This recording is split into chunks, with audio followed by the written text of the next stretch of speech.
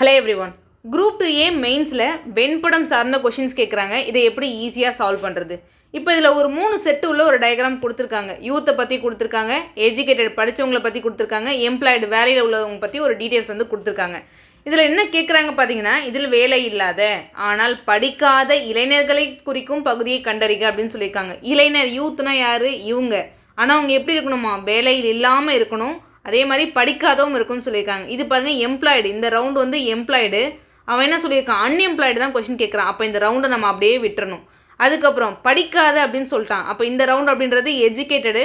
அப்போ இதையும் நம்ம அப்படியே கம்ப்ளீட்டாக விட்டுறணும். அப்போ யார் மட்டும் தான் இருப்பாங்க? 2 ஒன்லி தான் இருப்பாங்க. இது 2024 கேட்டிருக்கான். இப்போ 2025 கண்டிப்பாக இந்த மாதிரியும் கொஷின்ஸ் கேட்பான். இதை விட அடுத்த லெவலில் கேட்கறதுக்கும் வாய்ப்பு இருக்குது.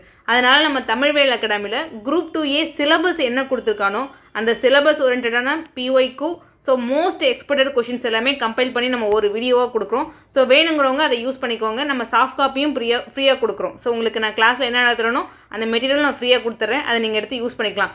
அதை மட்டும் பார்த்துட்டு ஜஸ்ட்டு ஒரு ப்ராக்டிஸ் பண்ணிட்டு போனீங்கனாலே போதும். கண்டிப்பாக 75க்கு 75 அடிக்க முடியும். ஏன்னா நம்ம ஃபுல்லாக எல்லா கான்செப்ட்டும் கவர் பண்ணி தான் கொடுக்குறோம். ஸோ வேணுங்கிறவங்க அதை யூஸ் பண்ணிக்கோங்கப்பா. தேங்க்யூ.